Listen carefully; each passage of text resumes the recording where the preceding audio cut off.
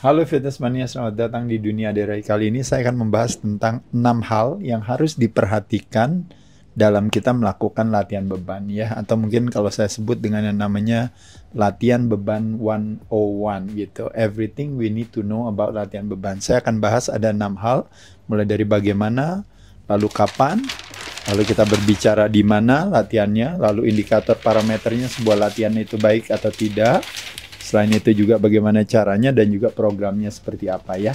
Kita akan bahas. Nah, di video lain, teman-teman nanti boleh cek juga lagi ya. Ingat sekali lagi keywordnya adalah Dunia Aderai, latihan beban ya. Teman-teman juga nanti akan bisa mendapatkan yang namanya tentang 7 manfaat daripada latihan beban apa saja nih teman-teman di sini ya. Ada bahwa membakar gula paling efektif dalam waktu yang paling singkat, meningkatkan kepadatan tulang, postur tubuh jadi lebih baik, pembakaran kalori jadi lebih optimal, sebagai tempat pembuangan gula terbesar, lalu juga ternyata memiliki efek setelah latihan bahwa badan akan menggunakan lemak sebagai sumber tenaga dan juga meningkatkan sensitivitas insulin ya. Ini akan dibahas dalam satu video sendiri, tapi kita langsung masuk dulu ke apa yang harus kita perhatikan dalam latihan beban ya. Yang pertama adalah bagaimana melakukan aktivitas latihan beban, teman-teman sekalian. Kita bisa lakukan dengan 2 cara ya.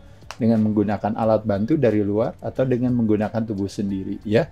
Jadi sekali lagi di sini ada satu keunikan sebenarnya ketika kita ini dengan teknologi yang semakin maju dan sebagainya, sebenarnya alat bantu itu sebenarnya semakin banyak. Tapi uniknya sebagian dari kita malah senang untuk balik lagi old school lagi ya.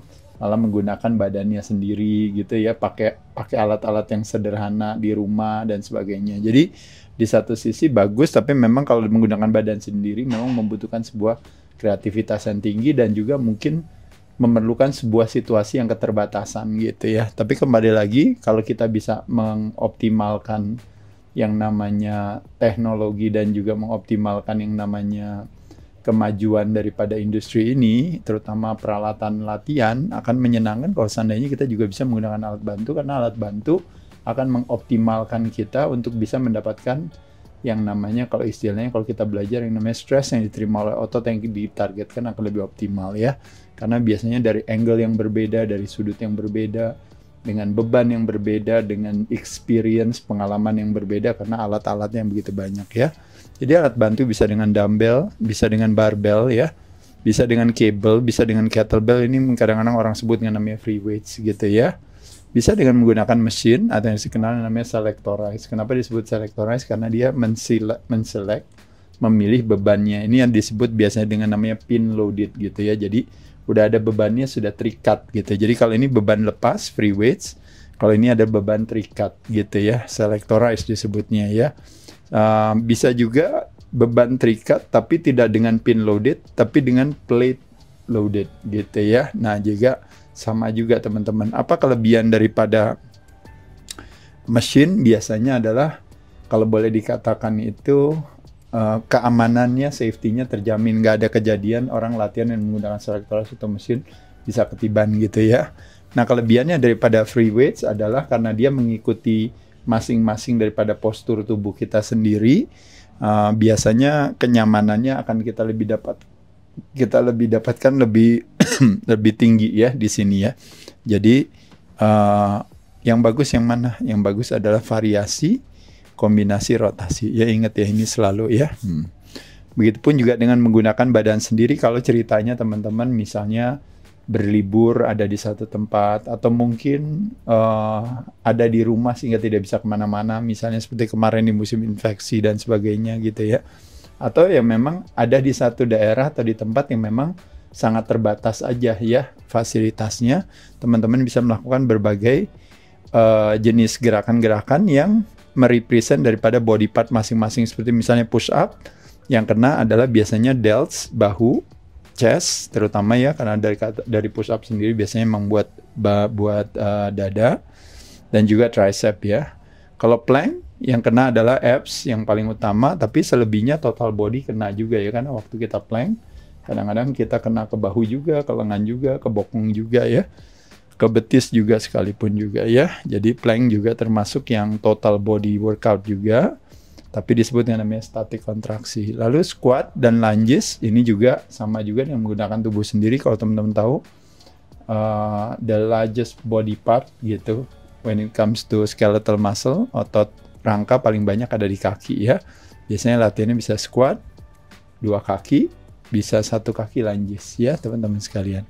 Selain itu juga bisa sit up, badannya yang naik, atau leg up, kakinya yang naik ya, atau leg raises ya namanya ya.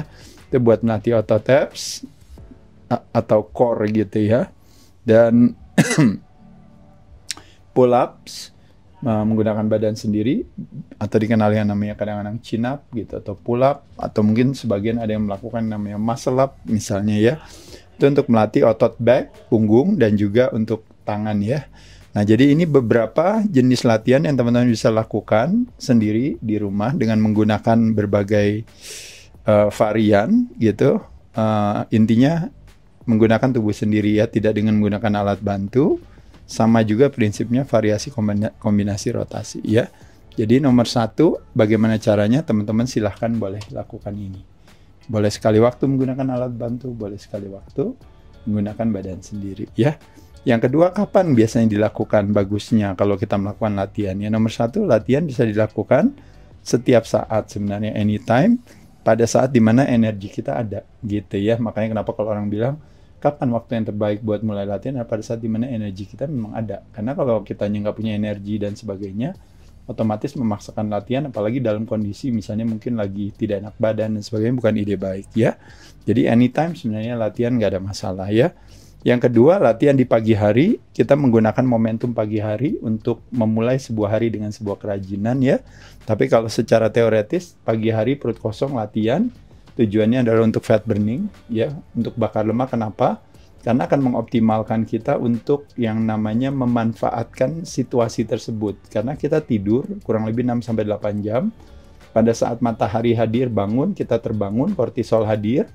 Nah, pada saat itu sebenarnya badan sudah, kalau boleh dibilang ibaratnya, sudah selesai menggunakan si tabungan energinya, maka dia membutuhkan makanan lagi gitu. Makanya kenapa teman-teman kadang-kadang langsung breakfast gitu ya. Tapi ketika nggak dikasih makan, badannya harus mencari alternatif sumber energi dari mana? Dari lemak yang teman-teman masih punya. Jadi oleh sebab itu makanya kenapa setiap pagi, kelebihannya kenapa kalau kita olahraga di pagi itu menyenangkan, karena hampir sebagian besar dari kita, teman-teman fitness mania semua yang menyaksikan dunia dere, hampir sebagian besar kan adalah ingin menurunkan berat badan ya, atau ingin bakar lemak. Nah, setiap kita bangun, kita selalu terbangun di dalam zona bakar lemak.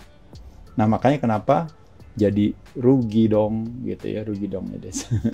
Katanya kalau seandainya misalnya kita pas bangun, kita masukin makanan gitu. Padahal pas bangun, kita udah ada di zona pembakaran lemak. Jadi untungnya tuh di sana ketika kita skip breakfast, baru latihan, baru habis makan. Jadi kita dapat kesempatan untuk menggunakan atau melakukan sebuah aktivitas yang bisa bakar lemak optimal gitu ya. Nah, jadi itu salah satunya di pagi hari. Kalau di sore hari, latihan lebih kepada kalau kita secara teoretis, kalau kita berbicara yang namanya siklus hormonal, hubungan tubuh kita dengan alam, memang di sore hari, apalagi di jendela buka itu memang kita performanya, kalau berbicara performance gitu ya, itu paling optimal, paling bagus. Itu di kisaran mungkin jam 3 siang atau jam 4, jam 5 tuh kalau kita latihan di jam tersebut, biasanya tenaga kita paling gede ya. Kalau seandainya terpaksa harus latihan malam, berarti siasatnya apa teman-teman sekalian? Siasatnya cuma mau bilang karena dia sudah dekat dengan jam tidur, kita nggak mau juga, karena olahraga kan stress by design. Jadi jangan sampai pada saat kita sebelum tidur kita olahraganya terlalu dengan intensitas terlalu tinggi, maka begitu stres hadir, ingat jungkat-jungkit, begitu stres hadir, maka yang namanya relax akan turun. Stresnya yang hadir. Nah, kalau relax turun berarti hormon tidur kita juga turun, si melatonin. Nah, makanya kenapa latihannya jangan terlalu optimal sekali. Nah, pada saat itulah nanti ada kesempatan justru habis latihan malah mulai capek. Nah, justru relaxnya hadir ya. Jadi siasatnya malam, kalau menurut saya mungkin ya kalau langsung aja nih ceritanya yang gampangnya gitu ya, berdasarkan pengalaman mungkin jangan lebih dari 40 menit. Teman-teman kadang-kadang masalah suka main bola atau main futsal 2 jam. 2 jam ya. Kadang-kadang jadi kan ide baik ya. 40 menit oke. Lalu Bisa juga olahraga kapan? Di sela-sela waktu kita. Apakah misalnya, sebelum saya makan karbo, saya olahraga dulu. Nah, biasanya before breakfast kan, before buka puasa gitu ya. Atau setelah saya makan karbo, saya mau olahraga dikit dengan menggunakan tubuh sendiri. Misalnya tadi, tujuannya adalah apa? Untuk siasat, untuk istilahnya bagaimana membuat satu interupsi, biar tadinya setelah makan karbo banyak kan insulin hadir untuk mengambil kelebihan gula itu untuk disimpan nanti ke dalam sel lemak. Tapi karena latihan habis makan, nah pada saat itu yang terjadi adalah gula darah yang beredar. Nah mungkin kalau teman-teman tahu nanti referensinya dari Dr. Ben Bikman, 80% daripada gula darah yang beredar ditarik oleh si otot gitu, karena kita mengaktifasi yang namanya GLUT4 itu yang bantu untuk transport si gula untuk dimasukkan ke dalam otot. Nah jadi makanya kenapa menyenangkan melakukan aktivitas olahraga setelah makan juga ya, setelah makan karbo ya. Nah, atau juga dilakukan yang mungkin paling gampang yaitu adalah melakukan olahraga before breakfast yang tadi saya katakan tadi. Ini masuk juga ke pagi ya, artinya cuma breakfast di sini tuh dalam arti break fasting, buka puasa. Jadi kalau buka puasanya di bulan Ramadan jam 6 ya, jam 6 sore ya, saya berarti olahraganya di before breakfast, belum buka puasa berarti jam 5 gitu. Kalau breakfastnya intermittent fasting dibukanya di jam 1 siang, berarti olahraganya di jam 12-nya misalnya gitu ya. Ini cuma beberapa varian aja teman-teman sekalian ya. Atau melakukan aktivitas olahraga anytime aja, salah satunya adalah setelah sholat. Jadi kalau teman-teman sholat 5 waktu, setelah kelar sholat, misalnya teman-teman menggunakan yang gampang aja push up. Push up 1 set 10 kali, berarti istirahat 1 menit lalu push up lagi. Jadi cuma push up aja, nggak sampai 1 menit ya. Istirahat 1 menit lalu push up lagi 1 menit lagi. Itu jadi cuma makan waktu cuma 3 menit aja, nggak sampai bahkan ya. Nah teman-teman bisa lakukan itu setiap kali sholat. Teman-teman lakukan itu. Kalau wanita mungkin lakukan misalnya planknya aja gitu, atau misalnya squat, duduk, bangun, berdiri, terserah, tergantung mau berapa set teman-teman melakukan.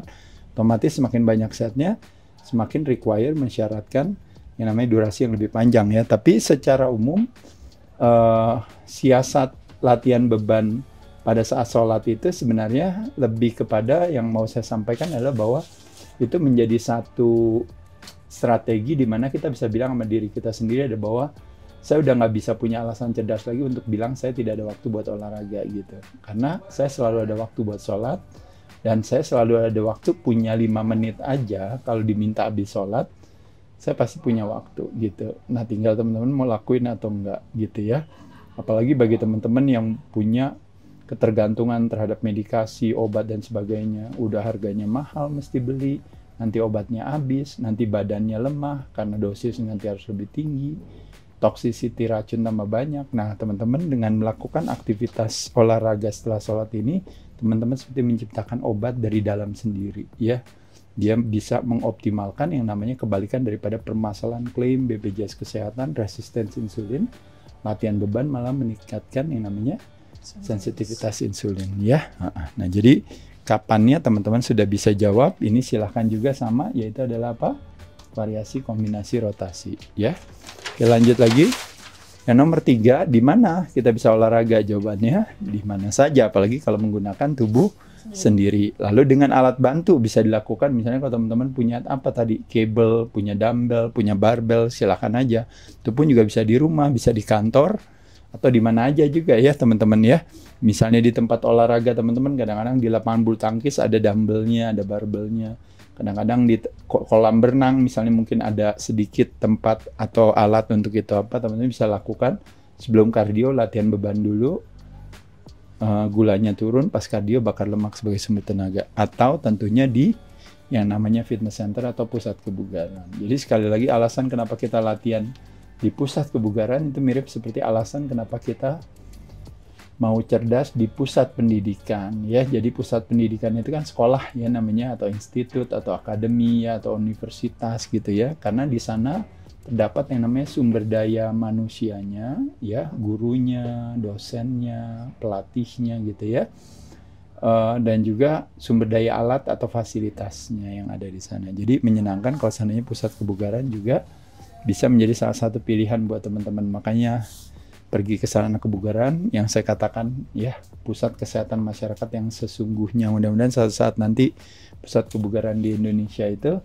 nanti bisa pelan-pelan dirubah, tidak masuk ke dalam departemen pariwisata tapi masuk ke dalam departemen kesehatan atau dalam departemen Kementerian Pemuda dan Olahraga ya, karena hubungannya dengan kontribusi terhadap menyehatkan masyarakat ya, bukan sekedar cuma menghibur saja seperti misalnya mungkin beberapa tempat rekreasi malam gitu ya. Jadi agak sedikit kurang nyambung dengan kondisi hari ini ketika pusat kebugaran disamaratakan dengan pusat rekreasi malam ya. Lalu yang nomor 4, indikator dan parameter yang menentukan daripada sebuah latihan itu baik atau tidak ya. Nomor 1 adalah yang disebut dengan load atau beban yang relate dengan yang namanya tension atau tekanan yang diterima oleh otot yang kita targetkan, kalau teman-teman tahu. Jadi kalau ditanya, berarti kalau bebannya semakin berat semakin baik. Iya, tapi saya nggak kuat berat. Iya, nggak usah berat-berat. Jadi nggak mau terlalu berat, tapi nggak mau terlalu ringan juga. Tapi kalau terlalu ringan, nanti lama-lama kan makin kuat, bebannya ditambah. Tapi kalau terlalu berat, nggak kuat, jangan dilakukan juga, karena itu bisa cedera. Gitu. Jadi lakukan yang sesuai dengan kemampuan masing-masing teman-teman sekalian. Bukan berarti yang muda, kalau nggak terbiasa, yang tua lebih terbiasa, yang tua lebih kuat. Atau apalagi yang lain, yang muda misalnya dengan kondisi tubuhnya tiba-tiba tenaganya lebih tinggi, sedangkan yang tua tenaganya lebih rendah, tapi effort atau usaha yang dilakukan sama. Jadi kualitasnya tetap sama juga. Gitu ya. Jadi sekali lagi, pertama adalah yang namanya load atau beban itu, mungkin kalau bahasa sederhananya misalnya menggunakan alat bantu, misalnya dumbbell, barbel, atau misalnya menggunakan alat bantu, misalnya melakukan selectorized machine misalnya, kayak misalnya chest press atau apa. Teman-teman bisa memilih beban.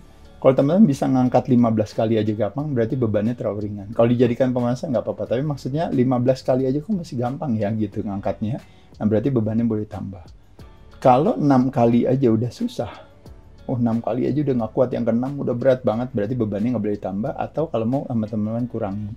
Jadi beban antara 6 sampai 12 kenapa disebut namanya hypertrophy itu atau muscle building terjadi, karena tujuannya hampir sebagian besar kan orang kan ingin melakukan hal tersebut ya. Ada juga memang yang latihan beban tujuannya untuk strength and power, mungkin repetisinya lebih rendah lagi, di bawah 3 repetisinya, bahkan ada yang melakukan 1 rep maksimum gitu ya. Tapi secara umum kalau menurut saya teman-teman boleh lakukan di kisaran mungkin 15, itu saya rasa itu udah bagus gitu ya. Jangan kelewatan, daripada 15 bisa sampai 20 berarti bebannya ringan, berarti bebannya boleh ditambah. Tapi kalau menggunakan tubuh sendiri, nah nanti kita menggunakan siasat, nanti saya ajarin teman-teman ya. Kalau ceritanya push up, Mas Ade push up saya kan 10 dulu berat, lama-lama makin kuat. 15 lama-lama kuat, 20 lama-lama kuat, 25 lama-lama kuat. Nah kalau udah kuatnya sampai sebanyak itu gimana dong gitu ya. Nah oke, kalau kita berbicara repetisi tadi yang saya katakan tadi antara 6 sampai 12 teman-teman bisa lakukan. Nah, habis itu setnya berarti ya kurang lebih kira-kira yang paling gampang aja mungkin saya akan bilang 3 set. Itu berlaku bagi apa aja. Oh, kalau saya mau push up berapa set? 3 set. Oh, saya mau wall sit cuma duduk aja di tembok tahan kakinya, 3 set. Oh, saya mau plank, 3 set misalnya. Itu 3 set yang paling sederhana. Saya bisanya cuma 1 set ya udah. Nggak apa-apa juga ya. Jadi kurang lebih teman-teman silakan melakukan hal itu. Nah ini yang saya maksud dengan namanya tempo tadi. Tempo itu artinya time under tension. Jadi contoh nih teman-teman saya kasih tahu. Kalau kita ngangkat sekali gini, ini 1 detik. Tahan di puncak gerakan 1 detik, lalu turun 1, 2 detik sampai 3 misalnya. Jadi 1 detik, tahan di puncak gerakan 1 detik, turun 1, 2, 3. Berarti 1, 1, 3. Nah, 1 tambah 1, 2 tambah 3. Berarti 5. Berarti 5 detik per 1 gerakan. Nah, teman-teman bisa lihat di sini. Makanya kenapa saya bilang, kalau waktu teman-teman push up menggunakan badan, pada saat positifnya dia boleh cepat, negatifnya teman-teman boleh pelanin. Sehingga jadi akhirnya kita jatuhnya atau failure-nya daripada sebuah gerakan tetap di antara 6 sampai 12. Paham ya teman-teman ya? Karena kalau kita langsung 1, 2, 3, kita hanya menggunakan momentum atau ayunan, dengan harapan yang penting saya menjalankan assignment atau tugas saya, mengangkat badan saya dari titik A menuju destinasi B. Oh udah pokoknya 1, 2, 3 gitu ya. Nah pada saat itu apa yang terjadi teman-teman? Pada saat itu yang terjadi adalah istilahnya bebannya makin lama seolah-olah jadi makin ringan. Padahal tujuannya daripada kita latihan adalah kita mau apa? Mau yang namanya time under tensionnya itu semakin tinggi. Tapi kalau tingginya dalam arti berapa maksimalnya, minimal paling enggak, kalau menurut saya 5 maksimal 6 detik per satu gerakan. Sehingga jadi biasanya kalau minimal gerakan itu udah berat itu 6 kali, makanya kenapa disebut anaerobik, karena biasanya dalam satu set kecenderungan kita latihan nggak lebih dari 1 menit.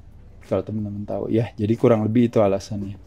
Mind and muscle connection itu lebih kepada asosiasi kita tadi. Jadi yang saya sering cerita, kalau teman-teman misalnya waktu kita push up, kita tidak membayangkan mendorong badan saya ke atas, tapi membayangkan menekan lantai ini atau si tembok ini menekan ke bawah. Jadi lantainya saya tekan ke bawah gitu. Pada saat itulah terjadi konsekuensi badan saya jadi naik. Padahal di asosiasi di kepala saya menekan lantai ke bawah. Nah itu membuat akhirnya otomatis kalau bisa dibilang jadi kayak kita memberikan effort usaha itu menjadi lebih besar. Yang tadinya kena 2A, akhirnya menjadi kena 2B. Nah 2A sama 2B ini kalau kita bilang tipe serat otot itu, jadi kalau istilahnya ini ada 1A, kalau jalan kaki aja gitu. Tapi kalau jalan kakinya ditanjakan akhirnya jadi 2A. Tapi kalau jalan kakinya ditanjakan sambil bawa ransel akhirnya jadi kena 2B.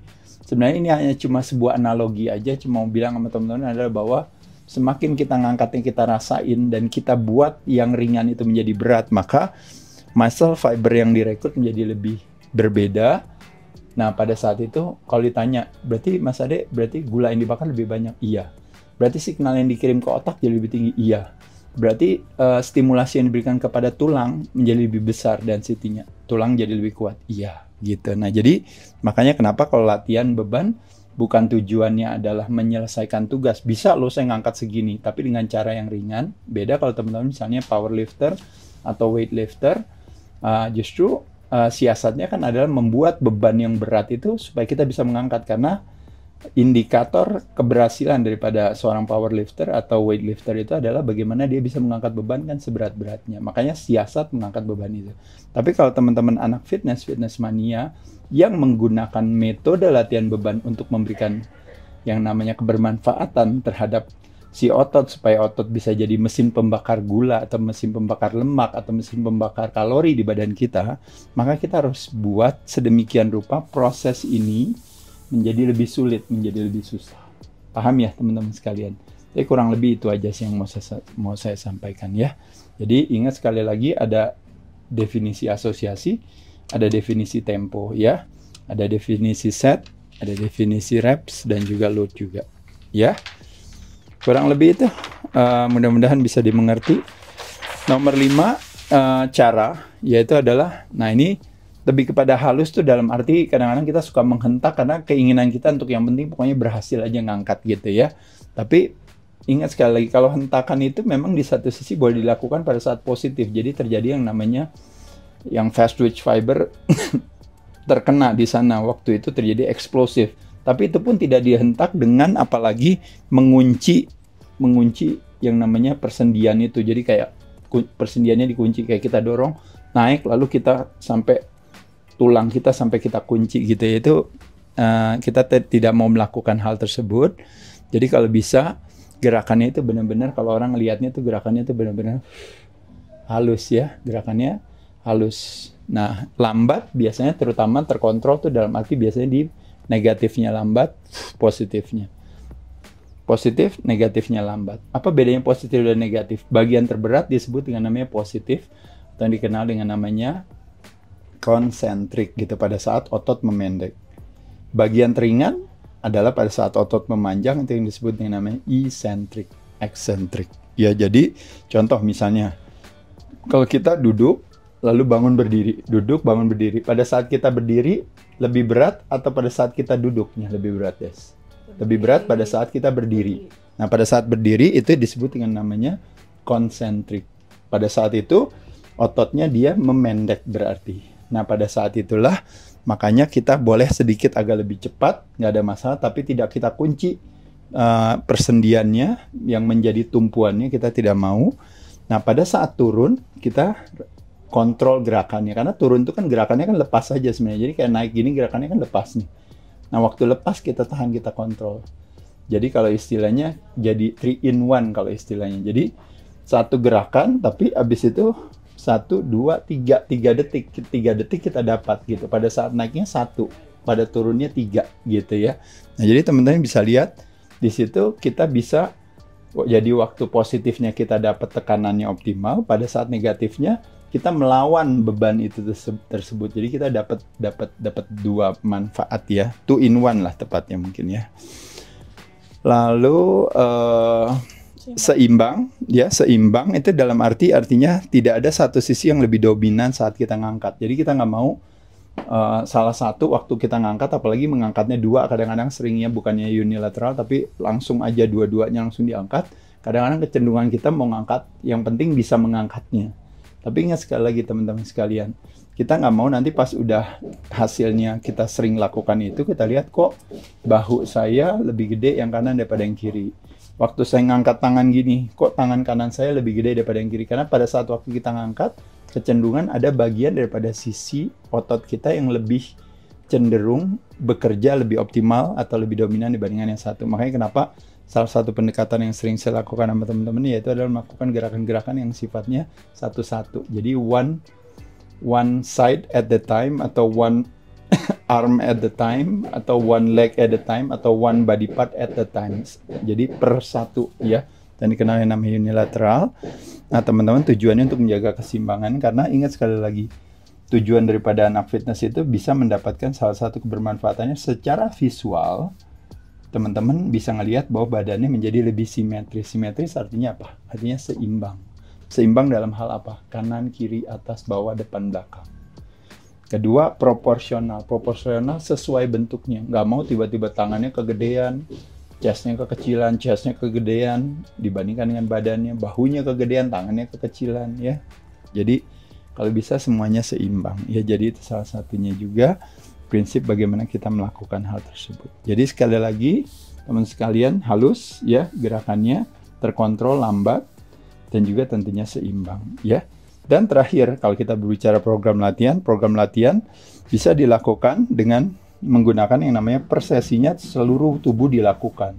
Jadi kita pilih aja 1 atau 2 jenis latihan untuk masing-masing otot aja. Nah, jadi kalau misalnya otot chest, saya pilihnya misalnya bench press aja atau chest press. Bahu saya pilihnya misalnya shoulder press aja. Kaki saya pilihnya leg press aja. Back saya pilihnya mungkin either misalnya deadlift, atau mungkin saya rowing aja, atau mungkin lat pull downs misalnya, atau misalnya sekedar dumbbell rows aja misalnya, either rows atau pulls misalnya pilihnya. Lalu misalnya yang lain lagi, kalau abs mungkin saya cuma hanging leg raises aja misalnya. Dan terakhir misalnya mungkin teman-teman mau pilih arms, misalnya hanya dengan menggunakan one arm dumbbell curl aja dan sebagainya. Jadi bisa dengan total body workout per sesi, kita pilih 1 atau 2 jenis per body partnya, kita lakukan semuanya, jadi semua otot terlatih dalam satu sesi tersebut. Bisa juga programnya per body part. Nah, per body part dibagi atas 4, bisa antara otot besar dan otot kecilnya dipisah teman-teman sekalian, atau digabungin. Tapi sebagai contoh, salah satu yang paling populer yang dikenal namanya bro split ya teman-teman, bisa dilakukan misalnya kalau latihan chest berarti sama tricep, latihan back sama bicep gitu, atau misalnya latihan chest sama tricep sama bicep, latihan back sama tricep misalnya. Jadi otot besar dan otot kecil digabung bersama. Itu bisa menjadi salah satu pilihannya. Pilihan yang lain adalah atas dan bawah. Biasanya kali ini saya latihannya upper body. Nanti abis itu next sesinya saya lower body. Teman-teman silakan lakukan itu. Atau teman-teman bisa juga bagi menjadi pull dan push. Jadi pull, tarik, dan push. Contohnya misalnya kalau tarik berarti adalah bicep. Apalagi latihan back, latihan shrugs, latihan apa? Trapezius. Kalau dorong, latihan chest, latihan bahu, latihan kaki misalnya kalau latihannya bagian depan. Kalau leg curl, Latihannya menarik. Nah, jadi tarik dan dorong dipisah masing-masing sendiri. Yang pull digabung sendiri, yang push digabung sendiri. Atau menggunakan juga yang disebut dengan namanya pembagian antara compound dan isolation movement. Compound dan isolasi. Compound adalah melibatkan lebih dari satu persendian, melibatkan lebih dari satu otot. Misalnya kalau chest berarti chest press atau bench press. Melibatkan lebih dari satu otot. Yaitu adalah otot apa? Dada kena, bahu kena, tricep kena. Lebih dari satu persendian, bukan sendi bahu tapi sendi siku juga ikutan juga. Nah, tapi kalau kita cuma latihannya cuma flies aja, berarti itu yang kena cuma chest aja, nggak kena otot yang lain, dan persendiannya cuma sendi bahu aja yang terlibat. Nah, itu yang disebut dengan namanya isolation. Nah, jadi isolation mau sendiri boleh, compound mau sendiri boleh, atau kombinasi compound dan isolation untuk masing-masing gerakan. Secara umum, teman-teman, tidak ada yang namanya aturan baku program itu harus gimana, tuh nggak ada. Yang penting apa? Nomor satu, teman-teman. Yang penting minimal 1 kali semua otot terlatih dalam 1 minggu. Makanya tracking latihan kita itu bukan tracking per hari. Kalau tracking per hari repot ya. Tapi kita trackingnya per minggu. Dalam 1 minggu harus minimal semua otot, ada dada, ada chest, ada back, ada legs, itu minimal terlatih 1 kali dalam 1 minggu. Tapi kalau ternyata teman-teman bisa latihan lebih dari 1 kali, ya bagus. Kurang lebih demikian, teman-teman. Ada 6 yang namanya hal yang mesti diperhatikan dalam kita melakukan aktivitas latihan beban. Semoga bermanfaat adanya ya. Teman-teman nanti bisa share sama teman-teman yang lain, dan juga bisa boleh komentar juga bercerita tentang pengalaman teman-teman. Saya ucapkan terima kasih. Dadah.